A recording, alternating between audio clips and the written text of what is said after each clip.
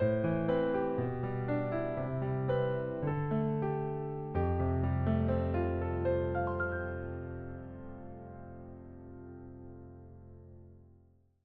기도하심으로 5월 16일 매일 주신 기도를 시작하겠습니다.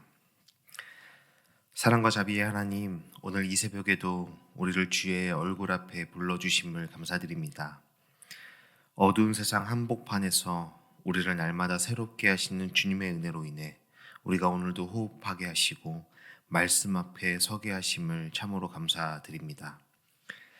지난 밤사이 지켜주신 주님의 인도하심을 찬양하며 새벽을 깨워 주를 찾을 수 있음이 은혜임을 고백합니다. 오늘도 예배하는 이 자리에 함께하여 주시고 출근길에 또 가정에서 바쁜 일상 중에도 함께 기도하며 말씀 듣는 모든 이들의 심령 가운데 함께하여 주시옵소서. 주님, 오늘 이 시간 간절히 중보하며 기도합니다. 삶의 무게와 버거운 현실 앞에서 지치고 힘겨워하는 우리 교우들을 기억하여 주시옵소서. 사업의 어려움으로 방향을 잃고 건강의 문제로 고통 중에 있으며 내일을 바라볼 힘조차 잃어버린 당신의 자녀들을 주께서 붙드셔서 그 마음에 평안을 주시고 길을 열어주시며 무너진 심령 가운데 다시 일어설 은혜를 허락하여 주시옵소서. 또한 주님, 반복되는 죄의 굴레에서 벗어나지 못해 괴로워하며 낙심하는 이들에게 주님의 자비를 베푸시고 회개의 눈물 속에 회복의 은총을 더하여 주시옵소서. 말할 수 없는 두려움과 외로움 속에서 주님의 손을 놓치지 않도록 도우시고 눈에 보이지 않는 주님의 섭리와 인도하심을 믿음으로 붙드는 주의 자녀들 되게 하여 주시옵소서. 이 시간 또 겸손히 말씀 앞에 섭니다.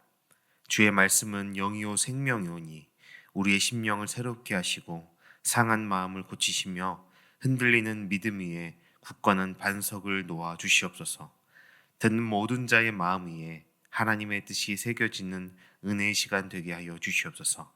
이 모든 말씀 우리의 위로자 되시며 구원자 되신 예수님의 이름으로 간절히 기도드립니다. 아멘.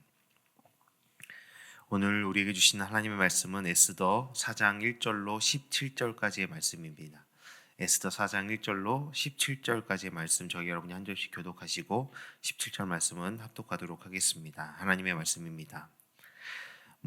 모르드게가 이 모든 일을 알고 자기의 옷을 찢고 굵은 베옷을 입고 재를 뒤집어 쓰고 성중에 나가서 대성통곡하며 대궐문 앞까지 이르렀으니 굵은 베옷을 입은 자는 대궐문에 들어가지 못함이라. 왕의 명령과 조서가 각 지방에 이름에 유다인이 크게 애통하여 금식하며 울며 부르짖고 굵은 베옷을 입고 재에 누운 자가 무수하더라.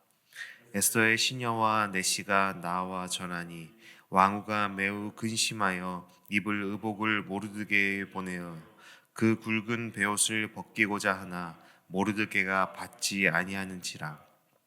에스더가 왕의 어명으로 자기에게 가까이 있는 내시 하닥을 불러 명령하여 모르드게에게 가서 이것이 무슨 일이며 무엇 때문인가 알아보라 하매 하닥이 대궐문 앞 성중 광장에 있는 모르드게에게 이르니 모르드게가 자기가 당한 모든 일과 하만이 유다인을 멸하려고 왕의 금고에 바치기로 한 은의 정확한 액수를 하닥에게 말하고 또 유다인을 진멸하라고 수상궁에서 내린 조서 초본을 하닥에게 주어 에스더에게 보여 알게 하고 또 그에게 부탁하여 왕에게 나아가서 그 앞에서 자기 민족을 위하여 간절히 구하라 하니 하닥이 돌아와 모르드게의 말을 에스더에게 알림해 에스더가 하닥에게 이르되 너는 모르드게에게 전하기를 왕의 신하들과 왕의 각 지방 백성이 다 알거니와 남녀를 막론하고 부름을 받지 아니하고 안뜰에 들어가서 왕에게 나가면 오직 죽이는 법이요 왕이 그 자에게 금규를 내밀어야 살 것이라. 이제 내가 부름을 입어 왕에게 나가지 못한 지가 이미 30일이라 하라 하니라. 그가 에스더의 말을 모르드게에게 전하매 모르드게가 그를 시켜 에스더에게 회답하되 너는 왕궁에 있으니 모든 유다인 중에 홀로 목숨을 건지리라 생각하지 말라. 이때 내가 만일 잠잠하여 말이 없으면 유다인은 다른 데로 말미암아 노임과 구원을 얻으려니와 너와 네 아버지 집은 멸망하리라. 내가 왕후의 자리를 얻은 것이 이때를 위함이 아닌지 누가 알겠느냐 하니 에스더가 모르드게에게 회답하여 이르되 당신은 가서 수산에 있는 유다인을 다 모으고 나를 위하여 금식하되 밤낮 3일을 먹지도 말고 마시지도 마소서. 나도 나의 시녀와 더불어 이렇게 금식한 후에 규례를 어기고 왕에게 나아가리니 죽으면 죽으리이다 하니라. 함께 읽겠습니다. 모르드게가 가서 에스더가 명령한 대로 다 행하니라. 아멘. 네, 오늘도 또 귀한 자리 함께 말씀 나누며 또 하나님의 부르심, 저와 여러분을 향한 하나님의 뜻 앞에 함께 나아갈 수 있음을 감사드립니다. 우리가 믿음의 신앙생활의 여정들을 하고 있는데 언제나 믿음의 길의 끝은 한 사람만의 구원으로 끝나는 것이 아닙니다. 하나님께서 우리를 부르실 때는 언제나 그 부르심이 공동체를 향해 확장되고 시대와 세상을 향해 열리는 부르심이 되게 하시죠. 우리가 혼자 구원받아 혼자 잘 살고 혼자 천국에 가는 것이 우리의 궁극적인 목적과 부르심이 아니라 하나님 나라를 이 땅에서 살아내는 증인으로 살아가도록 부르심을 받은 그 사람들이 바로 신자이고 성도들인 것입니다. 오늘 본문인 에스더 4장은 그런 성도의 삶, 그런 신자의 삶의 모습을 너무나 분명하게 보여주고 있습니다. 어제도 나누었던 것처럼 또 자주 또 들어보셨을 만한 것인데 이 에스더라는 책에서는 하나님이라는 이름이 한 번도 언급되지 않습니다. 하나님이 직접적으로 이 등장하는 인물들이나 이 역사에 개입하셔서 말씀하시거나 하나님이 지시하시는 것이 없습니다. 그렇지만 우리는 이 말씀 속에서 하나님의 손길과 섭리가 얼마나 분명하게 역사에 개입하고 있는지를 계속해서 발견하고 바라보게 됩니다. 그리고 그 역사 한복판에 자신의 나 혼자 잘 살고 나 혼자 안정감을 누리는 그 삶을 넘어서 공동체를 위한 믿음의 결단을 내린 사람이 바로 에스더인 것이죠. 본문은 모르드게가 이 모든 일을 알게 되었다는 말로 시작하고 있는데 이 모든 일이란 것은 3장에서 언급됐던 것처럼 아말렉 사람 하만이 왕에게 엄청난 액수의 뇌물을 주고 유다 민족을 진멸하도록 허락을 받아낸 사건을 말합니다. 은 1만 달란트 4,900억 정도의 뇌물을 왕에게 바치고 한 민족을 몰살시켜 달라는 조서를 받아내지요. 이런 엄청난 액수를 뇌물로 썼다는 것은 하만의 유다인을 향한 증오심이 단순한 정치적 경쟁심이나 그런 개인적인 감정이 아니라 역사적 적개심 그리고 종교적 적대감에서 비롯된 것임을 보여주고 있습니다. 모르드게는 이 끔찍한 소식을 듣자마자 즉시 옷을 찢고 베옷을 입고 재를 뒤집어 쓴 채 성 안에서 대성통곡했다고 합니다. 그런데 이 대성통곡이라는 이 표현은 단순히 두렵고 무서워서 두려움에 사로잡혀서 그냥 울고 불고 하는 떼쓰는 그런 울음이 감정의 표현이 아닙니다. 이 히브리어 자크라는 단어인데 이 단어는 하나님께 부르짖어 기도하는 것을 뜻합니다. 이 단어가 언제 사용됐냐면 출애굽기 2장 23절에서 이스라엘 백성들이 애굽의 그런 종살이 가운데 괴롭힘 가운데 하나님께 구원을 요청하면서 부르짖었다 할 때 이 자크라는 단어가 사용되었습니다. 즉 지금 이 모르드게의 대성통곡은 절망과 낙심의 울음이 아니라 간절한 신앙인의 외침과 기도였다라는 것이죠. 하나님 제발 도와주십시오. 우리가 우리 힘으로 할 수 있는 것이 아무것도 없습니다. 이 현실 가운데 내가 할 수 있는 것은 아무것도 없고 오직 하나님만이 우리의 도우심이며 유일한 소망입니다. 라는 간절한 기도였다는 것입니다. 그리고 이런 기도의 시작과 이 기도의 물결은 수산성 전체로 그리고 페르시아 전역으로 퍼져나갑니다. 유다인들은 함께 금식하고 베옷을 입고 죄를 뒤집어 쓴 채 하나님께 부르짖습니다. 절망 가운데서도 하나님을 찾는 공동체의 기도가 시작된 것입니다. 어제 나눴던 것처럼 하나님은 11개월이라는 시간의 틈을 만들어 주셨습니다. 그리고 그 11개월이라는 시간의 틈 안에 사이에서 하나님을 향한 간절한 기도가 시작되고 있는 것입니다. 한편 성 밖에 이렇게 울부짖는 사람들이 있는 와중에도 왕궁안은 조용했습니다. 당시 페르시아 법에 그리고 본문이 기록하는 것처럼 베옷을 입은 자는 왕궁에 출입할 수 없었습니다. 모르드게는 밖에서 통곡하고 있었지만 왕궁 안에 있었던 에스더는 그 이유조차 모른 채 모르드게의 행동을 듣고서 근심하기만 했을 뿐입니다. 그래서 에스더는 내시 하닥을 보내서 무슨 일이 일어난 것인지를 알아오게 합니다. 모르드게는 자신이 하만에게 경배를 거절함으로 인해 촉발된 이 갈등 상황, 그리고 하만이 왕에게 바친 그 엄청난 양의 액수, 뇌물의 액수, 그리고 유다인을 진멸하라는 조서 초본까지 함께 동봉해서 보내서 모든 상황을 설명합니다. 그리고 한마디를 추가하죠. 8절에 왕에게 나아가 민족을 위하여 간절히 구하라라는 말을 합니다. 그런데 에스더는 이 말을 듣고 주저합니다. 망설이고 있어요. 왕의 부르심 앞에 왕이 부르지 않았는데 자기가 나아간다라는 것은 그 죽음을 의미하는 것이었기 때문입니다. 에스더는 왕후의 자리에 앉아 있었지만 그 자리가 결코 안전하지 않은 확실한 자리가 아니었다라는 것을 의미합니다. 또한 본문은 이미 에스더가 30일 동안 왕의 부름을 받지 못한 상태였다. 왕이 30일 동안 에스더를 찾지 않고 있었다라는 것을 분명하게 설명합니다. 즉 지금 이 에스더가 왕의 허락 없이 왕이 부르지 않았는데 왕에게 나아간다라는 것은 죽음을 각오해야 하는 자리였다라는 것이죠. 겉보기에는 왕후라는 아주 화려하고 안정적인 것 같은 삶이었지만 실제로는 매우 불안하고 제한적인 자리였던 것입니다. 오늘날 우리의 삶에도 이런 모습들이 있는 것이죠. 겉으로는 안정된 것 같고 남들이 보기에는 부족함이 없고 아쉬울 것 없는 자리 같아 보이지만, 그런 삶인 것처럼 보이지만 그 자리가 하나님이 나를 부르신 진짜 자리가 아닐 수 있다라는 거예요. 때론 우리는 그런 거짓 안정감에 안주하며 공동체의 아픔과 하나님의 부르심을 외면할 때가 있습니다. 나는 지금 내 이 거짓 안정감, 내가 지금 붙드는 지푸라기 같은 이 안정감을 지키고 그 안에 안주하기 위해서 하나님이 부르시는 그 삶의 자리를 외면할 때가 있다라는 겁니다. 그러나 하나님은 우리를 그 자리에서 깨어 일어나라 부르시는 것입니다. 거짓 안정감에 파묻혀 현실에 타협하며 그저 그렇게 살아가는 삶에서 신앙의 모험과 도전을 해야 하는 벼랑 끝에 서게 하실 때가 우리 인생 가운데도 찾아오는 것입니다.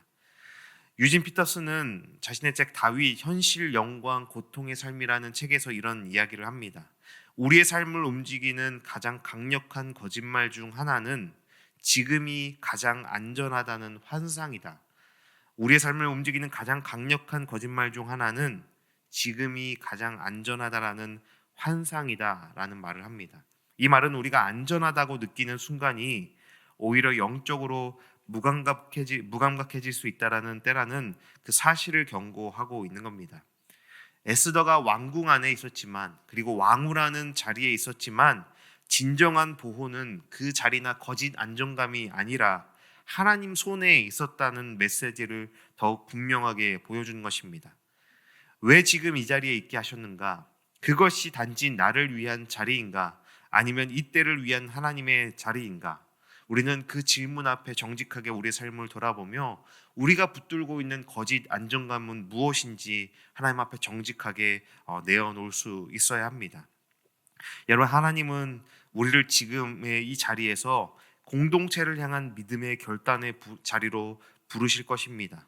에스더처럼 거짓된 안정감을 넘어 믿음으로 하나님의 부르심 앞에 나아가 설 수 있는 우리가 되었으면 좋겠습니다. 그리고 바로 오늘 하나님께서 저와 여러분을 이때를 위한 사람으로 부르고 계신 것입니다. 이때 모르드게는 에스더에게 신앙의 각오를 요구하며 또 결정적인 말을 합니다. 우리 14절 말씀을 함께 다시 한번 읽어보도록 하겠습니다. 이때 내가 만일 잠잠하여 말이 없으면 유다인은 다른 데로 말미암아 노임과 구원을 얻으려니와 너와 내 아버지 집은 멸망하리라. 네가 왕후의 자리를 얻은 것이 이때를 위함이 아닌지 누가 알겠느냐 하니. 여러분, 이 말은 얼핏 들으면 협박이나 이렇게 강요하는 것 같습니다. 강제하는 것 같지만 그런 의도가 아닙니다. 하나님의 구원은 반드시 이루어질 것이다라는 신앙의 고백인 것입니다. 그러나 그 구원 역사에서 하나님이 사용하시고자 하는 부르심에 응답하지 않는다면 그 영광은 다른 사람에게 돌아갈 수밖에 없다라는 말이죠. 에스더, 네가 이 부르심을 거절한다고 해서 하나님의 구원과 섭리가 중단되거나 멈추어지지는 않을 거다. 하나님의 뜻과 섭리가 좌절되거나 취소된다라는 말을 하는 것이 아닙니다. 하나님의 구원은 반드시 이루어질 것인데, 말씀은 성취될 것인데, 너 에스더는 그 영광스러운 자리에 동참할 수 없을 것이다라는 뜻입니다. 하나님이 너를 이 자리에 세우신 이유가 바로 이때를 위한 것이 아니겠느냐.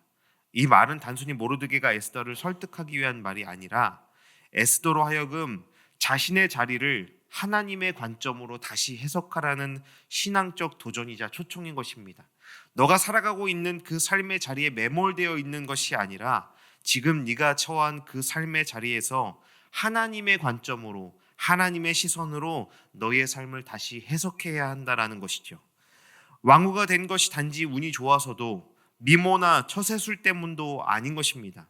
하나님께서 이 시대, 이 공동체를 위해 준비하신 자리였고 섭리였음을 깨어서 바라보라라는 신앙적 도전인 것입니다.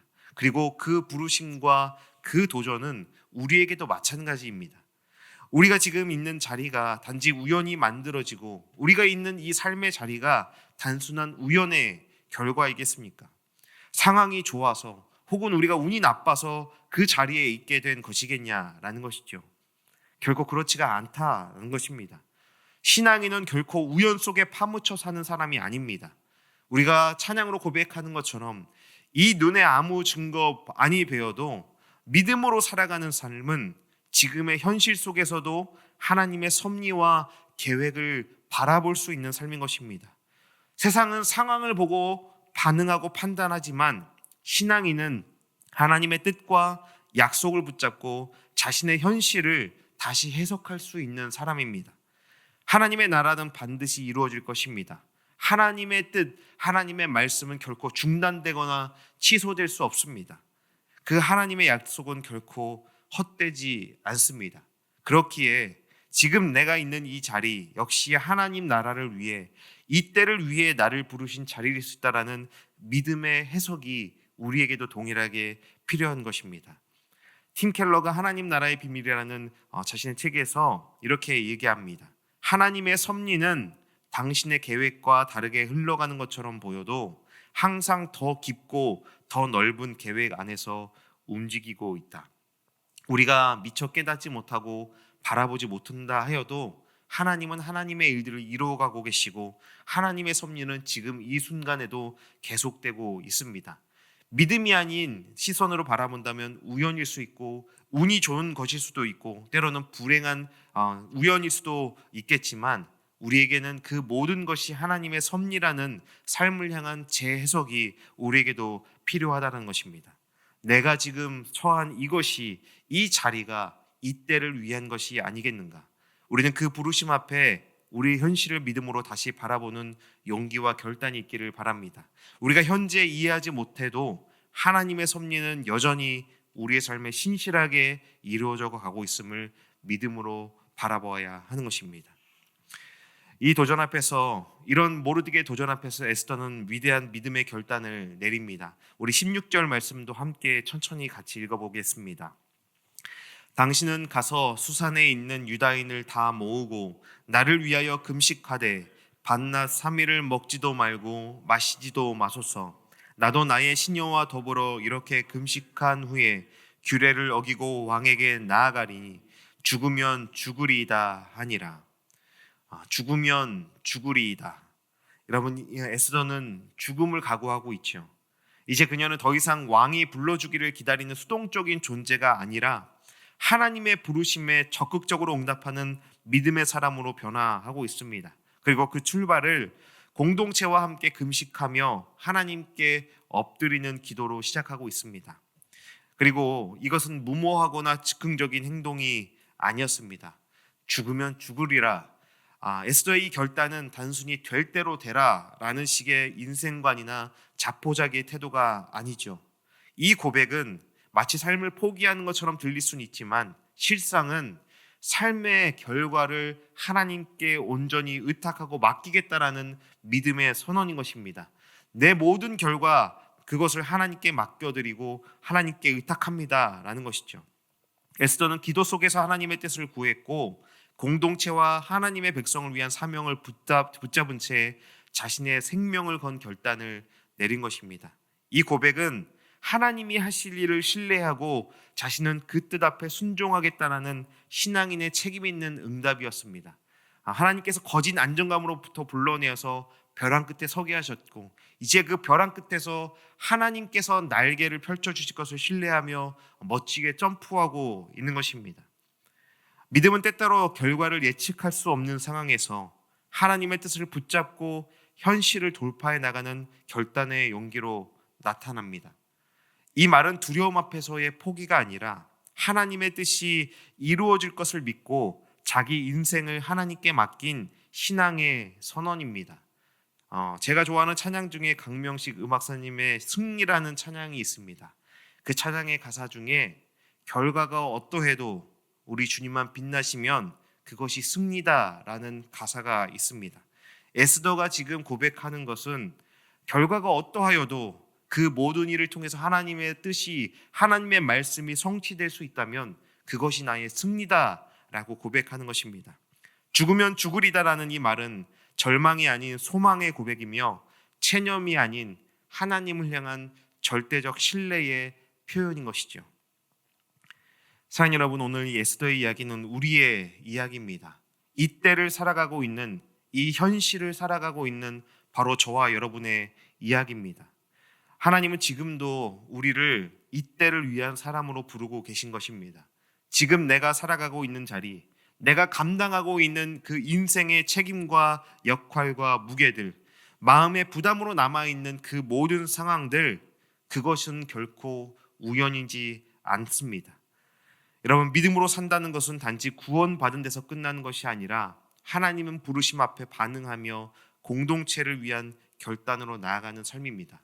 이 때를 통하여 나의 신앙과 그리고 더 나아가 내가 있는 그 공동체가 하나님 앞에 부르짖고 회복될 수 있도록 우리의 삶을 통해 일하고 계신 것입니다. 그래서 그 부르심은 때로 우리를 그 거짓 안정감으로부터 우리가 붙들고 있는 안전지대 밖으로 우리를 이끌어내고 두려움 앞에 직면하게 할 때도 있을 것입니다.